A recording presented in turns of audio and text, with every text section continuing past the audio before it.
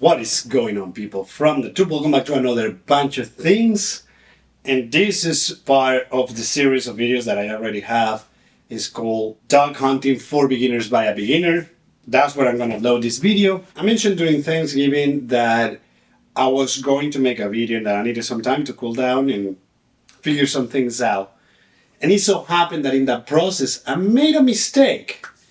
And I made a mistake, and that's part of my list here. Part of the list of the things. I never do list for things that I'm going to do or talk in camera, but this time around I decided to make a list and just be thorough. I don't want to make a video that is too long because this could be quite boring. So let's jump at it. Alrighty, so this video is pretty much talking about what is considered to be the dog hunter's code and the unwritten rules or regulations that we as dog hunters try as much to follow. And that is extremely important because the more that we can adhere to these set of guidelines, the more enjoyable the entire hunting is, not only in public land but in general. The more ethical that you become as a hunter, to put it in easy words. So let's start with number one. Know what you're shooting, and here's where I'm going to come and talk about the mistake I made a few days ago. This actually is the perfect moment for me to talk about this first point, is because I made a mistake due to a misidentification, which I misidentify a bird that has a really fine line with other birds. So we're going to talk about it. So know what you're shooting. Why I say this? There are several federal laws and several species of birds, not only ducks, but other birds that are federally protected. And owls, eagles are birds that federally should not kill, regardless of the circumstances. Among of those regulations lies few birds lie on those regulations. The pintail, lesser and greater scalps, they fall into that category. Here's the kicker. This is what happened to me. If you saw my last video, we'll put a link over here. And I've been kicking myself because a follower mentioned, hey, I think that you shot more than your limit on bluebills. And I was like, how come? And I remember that I misidentified the birds, and I didn't address that on that video. And I didn't address it not because I was trying to hide it or anything. No, I'm coming clean. I got nothing to hide. It was just a mistake. What ended up happening is I got 4 birds coming in, first shooting light, 4 birds coming in. I was certain that those were ringnecks. Now, here's where the problem lies with that. It was a misidentification. I took that shot at 30 yards. Here's the problem. We're going to talk about a family of birds that they're so close to each other that you gotta look it up and close sometimes in order to grasp the differences, you know. The Ithia family, or Ithia family. I believe it's Ithia family, but could be wrong on that. The Ithia family is composed by 5 or 7 different birds. Those 5 or 7 birds that we're talking about on the Ithia family, there is a lesser scalp, greater scalp. Those two are more known as small bluebill, big bluebill. And then there is a third one that is the ringneck. That's part of the same family. So if we look at the lesser scalp, is Ithia affinis. Lesser scalp, small bluebill. And then we have Ithia amarilla. That's your greater scalp. And then we have Ithia colaris. That is your ringneck. Here's the deal with that, and here's where a mistake is. I saw those 4 birds. I thought they were ringnecks. Athia colaris. We look at the regulations in Texas, California. I'm pretty sure that in other states it's the same. For scalps, in California you can harvest 2 scalps a day. Texas you can harvest 1 scalp a day. Now, they refer only on these scriptures, the way that it's reading, it refers to lesser scalps, greater scalps, small bluebill, big bluebill. The ringneck is not on that list. When these birds approaches, I take my shots, take 4 of them. Dogs brings them in. As I'm directing the dog, I'm going back and forth. In the video, you can actually hear Toby ask me, "What do you got?" And I was like, "Ringnecks." It's until I put the dog away that I realized I'm like, this doesn't look 100% like a ringneck. And soon enough, I go to my book just to make sure and be 100% for certain of what I shot is what I thought it was. Soon to realize that I shot 4 lesser scalps, which the regulation says that in Texas you can only shoot 1. So know where you're shooting. Know what you're shooting, that way you can avoid a mistake like I made, and a mistake that I'm not too proud about, not only because type of mistake and the possible repercussions, but also because I'm trying my best to be as ethical and to be a good hunter that try to not make these type of mistakes. So making these type of mistakes, it hits home, and I do appreciate the subscriber that actually brought that to my attention, because I completely bypassed the fact that I didn't address that on that video. So there you go, know what you're shooting. Number 2 is following kind of like the same line and is follow your regulations. What do I mean by that? Different states might have a group of regulations. We all know federally we can only shoot 1 pintail. That's across all states. But each state individually will have different regulations. Similar, going back to the same issue on point number 1 of knowing what you're shooting. In California you can shoot 2 scalps. In Texas you can only shoot 1. So it's one of those regulations that changes wherever you are located. There's areas in California you are allowed only to have 25 shells within your person at all times. There's areas where you can have as many shells as you want. So those are the regulations that you need to know. So you need to know your federal laws, and you also need to know your state laws. And also you need to know the area where you're hunting. They might have a different set of rules and regulations that you must also follow. So always stick to those regulations, learn them, and focus on those regulations so you can make sure that you can be on the right track at all times and avoid further complications in the future. Point number 3, don't sky bust. For the people that don't know what sky busting is, sky busting is when you have a bird that is up and it's way too far for you to reach it with the shotgun, and you still take the shots. Now, for most people that have been public hunting, you will know exactly what I'm talking about, because it's a common thing in public hunting of people reaching far the distance that they shoot, and that causes quite a few problems. One of the problems that it causes is that once you shoot those birds, if you don't hit them, and you have other people in the surrounding areas trying to hunt, those birds are not going to work for them, and they're not going to work for you either.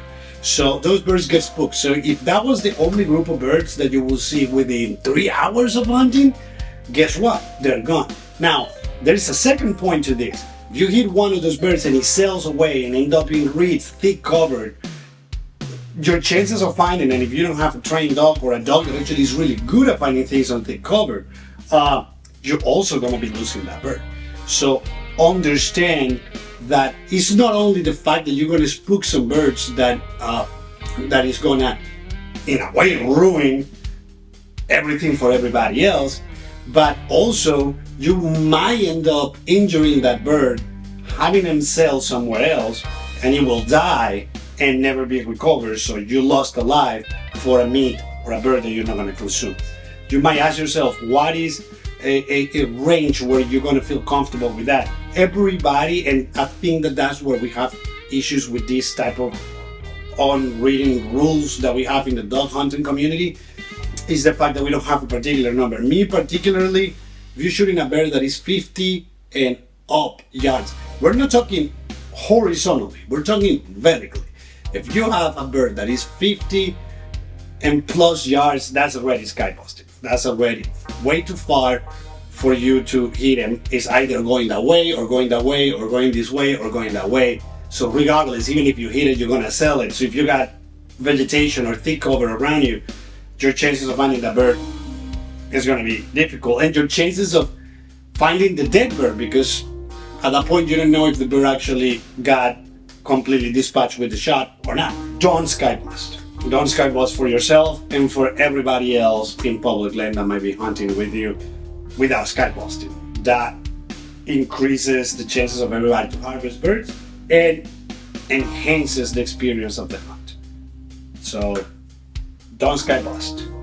Number four is one where I've been beating, I think number 3 and number 4 I've been beating up to death in public land all 4 years that I've been hunting. Do not call birds that are working on somebody else's decoys. What do I mean by that? You guys are a group of people. I'm gonna put you there for an example. Group of people are you, I'm another group of hunters. So let's say that you guys have a group of birds working on your decoys. You guys are calling, they're responding, they're turning, they're not 100% sure, but they're getting lower.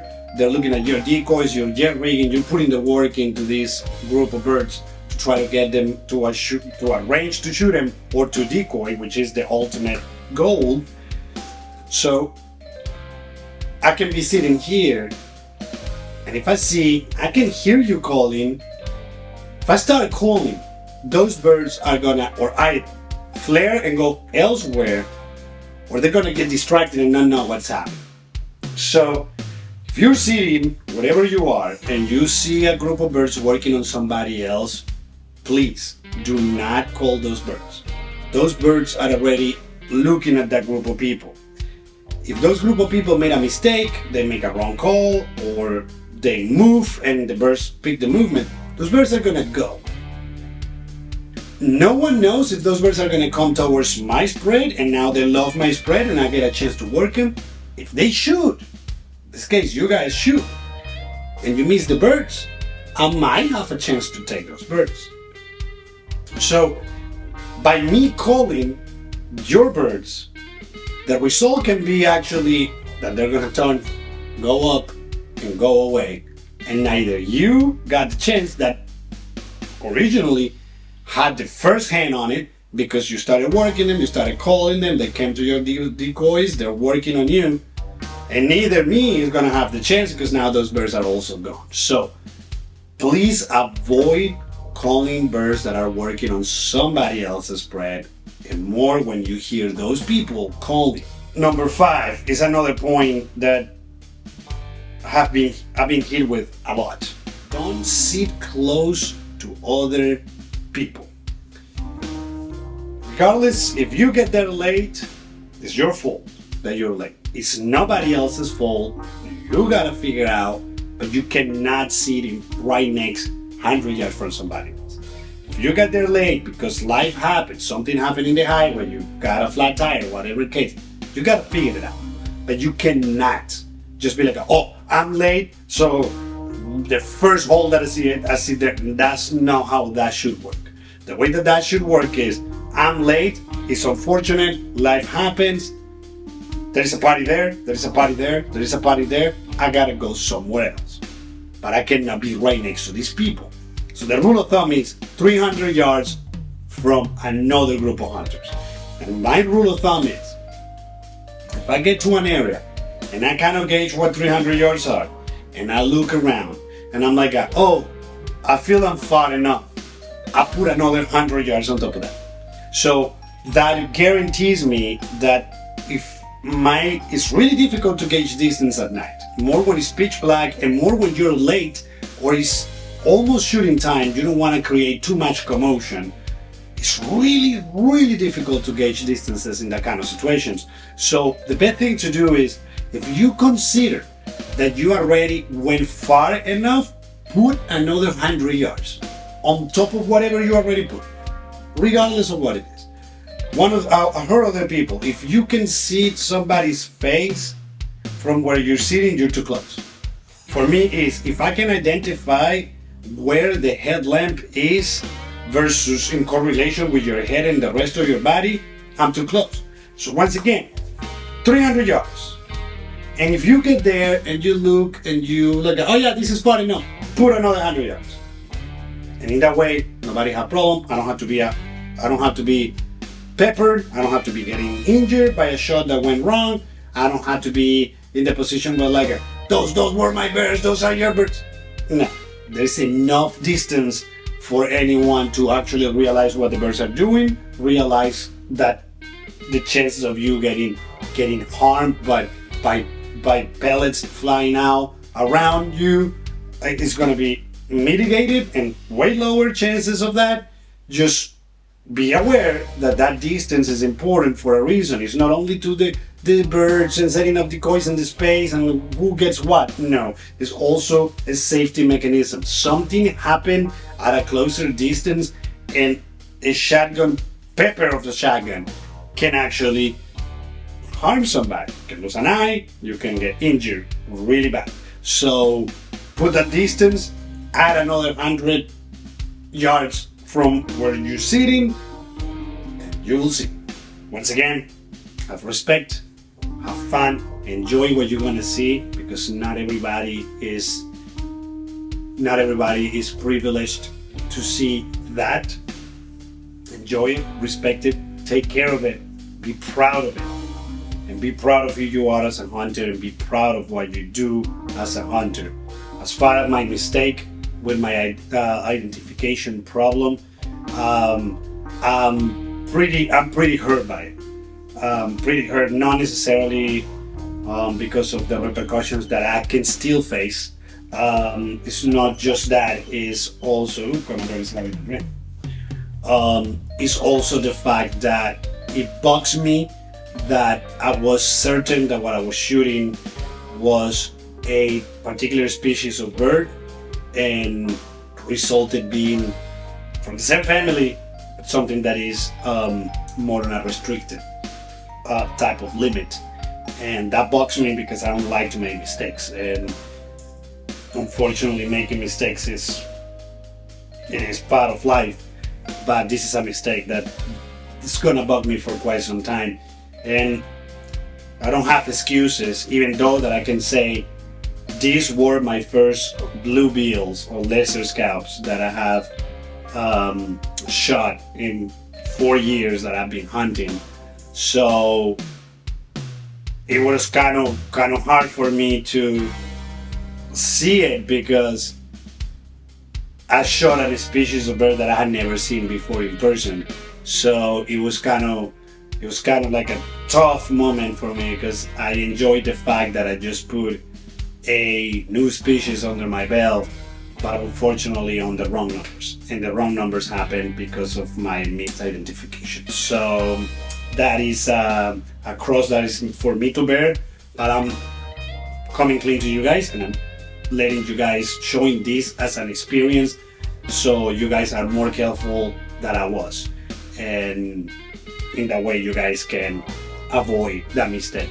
So there you have it. I hope that this helped, and I hope that that mistake helped you guys, and I hope that you find within yourselves to maybe write this down and follow it as much as you can, because I guarantee you, if 50% of our community start following this in public land, in no time we're gonna improve public land hunting for waterfowlers.